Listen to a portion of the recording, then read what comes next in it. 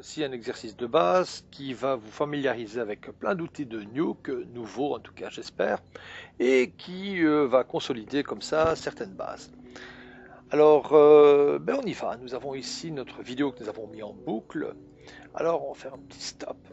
On va essayer de la mettre au-dessus d'une autre vidéo qui n'est rien d'autre que des JPEG. En fait, c'est pas compliqué car pour rappel, ce PNG a de l'alpha et je vais merger, c'est-à-dire fusionner avec l'image ici arrière-plan. Pour ce faire, je ne sélectionne aucun des deux nœuds, je clique dans le vide, donc aucun des deux nœuds n'étant sur luminance, ok, et j'appuie sur M au clavier. J'ai ici Merge B, l'entrée B c'est le background, je regarde en connectant le viewer à la sortie du merge, et en A, je mets la vidéo de l'insecte. Alors la vidéo de l'insecte, pour rappel, si je double-clique dessus, est toute petite, hein, nous avons ici 320 par 200, et celle-ci par contre fait 780. Très bien. Bilan, si elle est toute petite, qui fait, je rappelle, 320 et là ici 720, il est logique que lorsque je fusionne les deux, elle se met à cet endroit. Voilà. Alors le mode over, c'est un mode de recouvrement. Dans Merge, vous avez ici tous les modes de recouvrement ou de fusion. Vous pouvez avec tout simplement la roulette de la souris modifier, ou bien avec page up, page down, ou bien avec les flèches de déplacement, avoir tous les modes de fusion. Lorsque vous avez un alpha, je vous conseille le mode de fusion Mate, qui va utiliser correctement l'alpha. Voilà, vous venez de faire votre premier compositing en utilisant une information alpha d'une image mise sur un background connecté en B du merge. Alors maintenant, je vous conseille de vous mettre toujours sur le premier frame de notre compositing. Sur lui, je vais mettre un T de transform. Donc j'ai cliqué sur T de transform et j'ai les poignées de transformation. Les poignées de transformation proposent une modification d'échelle lorsque vous cliquez sur le cercle ici au bord, une rotation et une translation en XY. Les valeurs de translation, vous les retrouvez ici dans Properties, les translations en XY, les rotations et l'échelle. Il est à noter que lorsque vous avez une option dans les paramètres avec ici le petit 2, vous allez voir des fois il y a 3, il y a 4, ça dépend. Alors si vous cliquez dessus, ça vous permet d'avoir une échelle non homothétique et vous séparez les deux valeurs. Pour modifier rapidement dans Nuke les valeurs, je vous conseille de mettre votre pointeur de souris ici et de jouer avec la roulette pour augmenter ou diminuer rapidement les valeurs en unités, en centaines, pour avoir comme ça plus de précision. Si je reclique sur 2, je retrouve une valeur homothétique. Bien. Je suis sur le premier frame, c'est très important. Je vais placer cet insecte à un endroit stratégique, voilà, ok. Et je vais créer mes premières clés, et oui déjà mes premières clés d'animation. Pour ça, il faut se placer sur le premier frame. Sur cette icône, que l'on retrouve à chaque extrémité, je vais faire un bouton de droite. Cette icône permet de faire un set key. Je vais faire un set key sur Translate, sur rotation. Donc, je vais réinitialiser un peu la rotation. Voilà, je vais faire un set key. Et sur Scale, set key homothétique, car les deux XY sont connectés. Le chiffre 2 est toujours là. Maintenant, si on observe, j'ai fait ma première clé d'animation. J'avance dans l'animation et je regarde à quel moment la main se tire. Donc aux alentours du frame 35, voilà, je vais déplacer l'insecte, modifier son échelle automatiquement, modifier sa rotation, réajuster l'échelle et venir le poser comme ceci. Automatiquement, il m'a fait une animation. Entre les deux, je vais modifier l'intermédiaire, réduire la position, l'échelle, ok, et peut-être varier un petit peu là. On va agrandir en appuyant sur la barre d'espace et nous allons observer. Nous avons ici la poignée de modification et la trajectoire.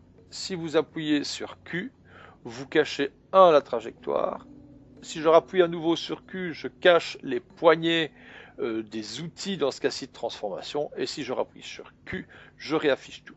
Attention, c'est ce qu'on appelle l'overlay mode, et ça marche parce que mon pointeur est dans le viewer. Je réduis la vue, ok, et je regarde l'animation que je viens de faire. Voici. Dès que le personnage bouge la main, je vais directement bouger, voilà, et je replace l'insecte hors champ. Ok, je vais faire play. Alors le hors-champ est pas terrible. Alors voilà, je vais avancer de clé en clé. Et là, au frame 45, j'avais une clé, et donc je peux le mettre réellement hors champ. Donc ça me permet d'avancer de clé par clé. Si je fais play, j'ai toute la vidéo qui se joue. J'aimerais aussi ne plus voir tous ces menus. Vous avez d'autres solutions. Vous pouvez aussi tout cacher en cliquant ici. Et là, vous cachez les outils, ce qui désactive aussi les poignées de manipulation des outils. Très bien.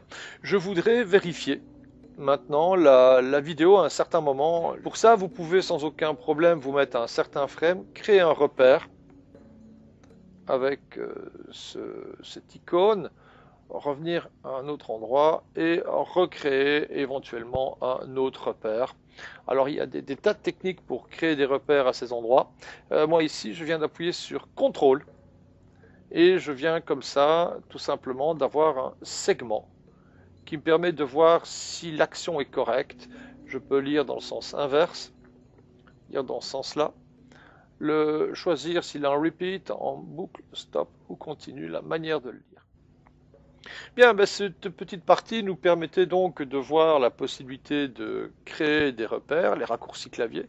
Donc, prenez l'habitude à chaque fois de laisser votre souris sur certaines fonctions pour voir les raccourcis clavier. Okay.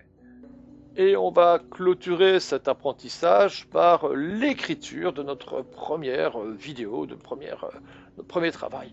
Alors l'écriture, il suffit de se mettre ici, de taper W et choisir quelle partie on veut rendre. Alors on ne se met pas forcément sur le viewer, on veut simplement rendre, écrire la sortie de mon merge qui est ici. Alors le write, il faut bien regarder comment ça va fonctionner. File.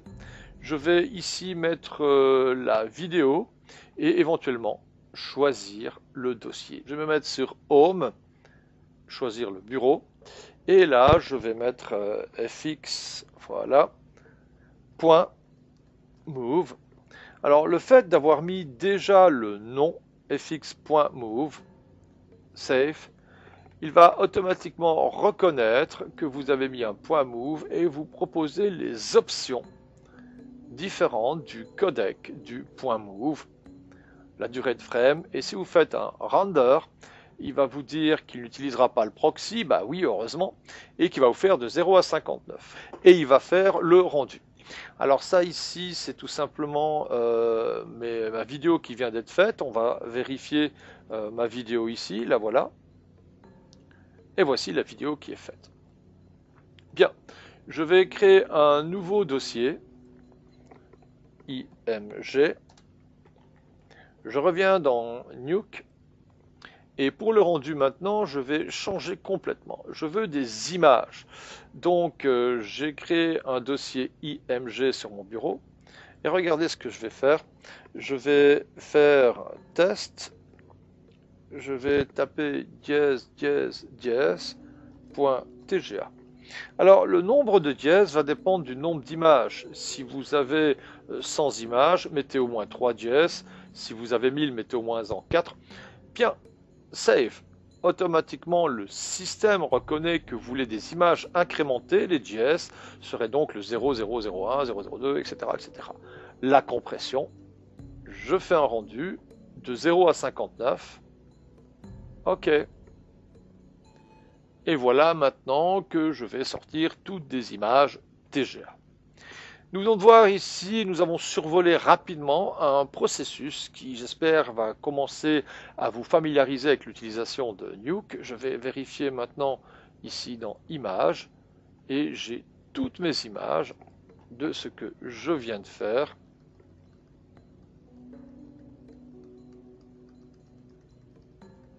Ok, ou bien la vidéo.